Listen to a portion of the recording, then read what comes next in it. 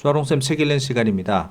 오늘은 하워드 막스의 투자와 마켓 사이클의 법칙에 나오는 리스크에 대한 하워드 막스의 새로운 해석이 들어있는 구간을 살펴보도록 하겠습니다. 하워드 막스는 워낙 유명한 투자자이기 때문에 월스트리트에 살아있는 전설이라고 불리는 사람입니다. 많이 읽어보셨을 텐데요. 또 읽어보고도 내용을 잊어버리는 경우가 있기 때문에 오늘 시간 다시 한번 경청해 보시면 좋을 것 같습니다. 책 내용 살펴보도록 하겠습니다. 합리적인 투자자는 언제나 부지런하고 회의론적이며 적절하게 리스크를 회피함과 동시에 리스크를 상쇄시킬 만큼 잠재 수익을 얻을 수 있는 기회를 찾는 사람이다. 이상적인 경우다. 하지만 시장이 좋을 때 대부분의 사람들은 이렇게 말한다. 리스크? 무슨 리스크요? 그렇게 잘못될 일은 없을 것 같은데요. 얼마나 일이 잘 진행되는지 보세요. 어쨌든 리스크는 우리의 친구죠. 리스크를 더 많이 감수할수록 더 많은 돈을 벌 수 있답니다. 반면 상황이 좋지 않을 때는 이렇게 말한다. 시장에서 돈을 못 벌어도 상관없어요. 더 이상 읽고 싶지 않네요. 여기서 당장 내보내줘요. 투자란 무엇인가? 투자란 이익을 얻기 위해 리스크를 감수하는 것이라고 보는 견해가 있다. 투자자들은 미래의 사건에서 손해가 아니라 이익을 얻기 위해 포트폴리오를 포지셔닝한다. 뛰어난 투자자는 다른 사람들보다 일을 더 잘하는 사람일 뿐이다. 미래에 무슨 일이 일어날지 알 수 있을까? 어떤 투자자들은 자신이 미래에 일어날 일을 안다고 생각하거나 혹은 아는 것처럼 행동해야 한다고 생각한다. 그렇지 않으면 직장과 고객을 잃을 수 있기 때문이다. 혹은 오랫동안 예측을 통해 이익을 내왔기 때문에 미래에 대한 예측이 맞을 수 있다고 스스로를 세뇌시켰을 수 있다. 더 똑똑하고 자신을 잘 아는 투자자들은 미래를 확실하게 알 수 없다는 사실을 이해한다. 그들은 미래의 일에 대해 의견을 갖기는 하겠지만 그 의견이 맞으리라고 크게 확신하지 않을 것이다. 투자는 미래를 다루는 것이지만 미래를 알 수 없기에 리스크가 발생한다. 미래를 예측할 수 있다면 투자는 쉬워질 것이고 이익은 확실해질 것이다. 하지만 미래는 예측할 수 없고 이로 인해 리스크가 생긴다. 미래에 실제로 일어나는 일은 예측과 다를 수 있고 그 일에 대한 투자자의 반응도 기대했던 것과 다를 수 있으며 포트폴리오는 그 일에 대해 잘못 포지셔닝 됐을 수도 있다. 리스크는 투자에서 중요한 문제의 원천이므로 리스크를 이해하고 평가하며 처리하는 능력은 뛰어난 투자자의 특징이며 투자의 성공을 위한 필수 요소이다.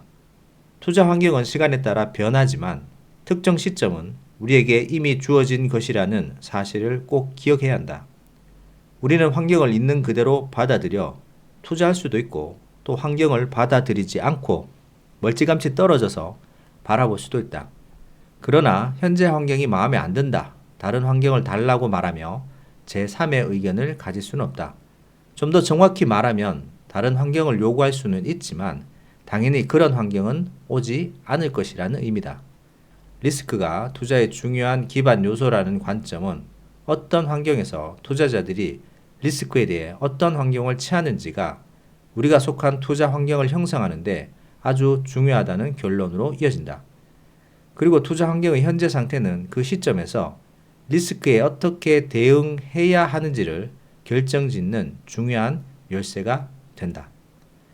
1967년부터 69년에 시카고 경영대학원에 입학할 기회를 얻은 것은 내 평생 가장 큰 행운 중 하나였다. 나는 당시 다른 많은 사람들이 그랬던 것처럼 학부를 졸업하고 대학원에 진학했다.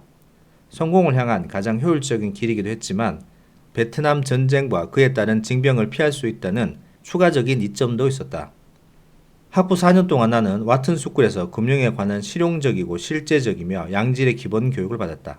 1960년대 초 시카고 경영대학원에서는 그곳에서 발전한 금융과 투자에 대한 새로운 이론을 이제 막 가르치고 있었는데 나는 운 좋게도 바로 그 시기에 공부할 수 있었다. 비이론적이면서도 실용적이었던 와튼 스쿨에서의 공부와 완전히 다른 학문적이고 이론적이었던 대학원 공부는 좋은 짝을 이루었다. 시카고 대학에 도착하자마자 새로운 투자 이론의 기본을 알려주는 그래프를 받고 이후 그것은 내 이론의 시작점이 되었다. 50년 전에 처음 본 이 그래프는 이제는 투자업계에서 아주 흔한 그림이 되었다. 이 그림의 본질은 증가하는 선형관계를 나타내는 것으로 리스크와 수익률 사이에서 긍정적인 관계가 있다는 것이다. 내 생각에 이 그래프는 되게 위험한 자산일수록 더 높은 수익률을 낼 수 있다. 그러므로 돈을 더 많이 벌고 싶다면 더 많은 위험을 감수하는 것이 답이다 라고 잘못 해석되는 것 같다. 그러나 이런 해석은 틀렸다. 더 위험한 자산이 더 높은 수익률을 가져온다고 확신할 수 있다면 이 자산은 처음부터 더 위험하지 않을 것이기 때문이다. 위 그래프에 제시된 리스크와 수익률 사이의 관계는 모든 위험 수준에는 수익률의 잠재적 결과 범위가 있다는 사실을 무시하며 관계의 신뢰도를 과장한다. 그래서 사람들은 더 위험한 투자가 더 높은 수익률을 낸다고 말하는 것이다. 나는 이 그래프를 더 위험해 보이는 투자는 더 높은 수익률을 약속하는 것처럼 보여야 한다. 그렇지 않으면 아무도 거기에 투자하지 않을 것이다 라고 해석해야 한다고 생각한다. 보인다라는 말을 사용하는 까닭은 리스크와 잠재 수익률은 오직 추정이 가능할 뿐이기 때문이다. 투자의 세계는 기계처럼 작동하지 않는다. 이 말은 투자에 대해 논의할 때 아주 적절하게 사용할 수 있다. 리스크 및 리스크와 수익률과 같은 개념을 즉각적으로 받아들이는 사람들은 대개 뛰어난 투자자가 되는데 필요한 직관을 지니고 있다. 여러분 앞의 그래프에 대한 내 해석의 이유들을 즉각적으로 그리고 분명히 알 수 있기를 바란다. 어느 논리적 투자자가 두 가지 투자를 제안받았다고 해보자. 기대 수익률은 두 가지 다 동일한데 하나는 수익률이 거의 확실하고 다른 하나는 매우 불확실하다. 대부분 사람들은 불확실성보다는 확실성을 선호하기 때문에 우리는 논리적 투자자가 수익률이 확실한 것을 선택할 것이라고 예상할 수 있다. 예를 들어 장기 국채와 첨단 기술 관련 스타트업이 둘 다 7%의 수익률을 올릴 수 있을 것으로 보인다면 대다수 사람들은 국채를 선택할 것이다. 높은 리스크가 따르는 경우 높은 수익률이 예상되지 않는다면 스타트업을 선택할 이유가 있을까? 이것이 핵심이다. 대부분의 사람들은 불확실한 7%보다 확실한 7%를 좋아한다. 다시 말해 사람들은 대부분 위험을 회피한다. 위험 회피를 설명하기 위해 나는 대부분의 사람들이 안전을 선호하고 위험을 비선호한다는 이야기를 한다. 사전에서 비선호한다라는 단어를 들어본 적은 없지만 말이다.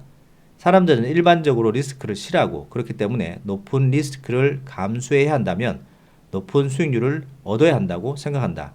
그래서 장기 국채가 단기 국채보다 수익률이 더 높고 하이일드 채권이 투자 등급 채권보다 더 높은 수익률을 약속하며 주식이 보통 채권보다 더 높은 수익률을 돌려줄 것이라고 기대하고 벤처 캐피털 투자가 상장 주식보다 더 높은 수익률을 줄 것이라고 예상하는 것이다.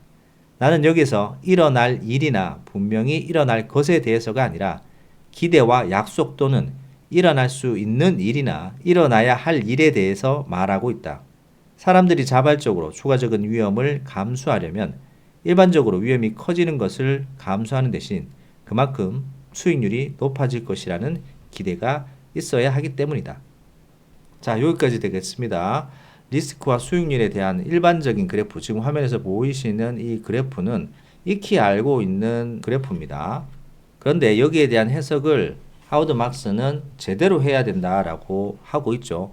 리스크가 높다고 해서 안정적인 높은 수익률을 보장하는 것은 아니다. 확신하는 것은 아니다라는 것을 못 받고 있습니다. 일어날 수 있는 일, 그럴 수 있는 일, 그렇게 보인다라는 확률적으로 접근을 해야 된다는 거죠.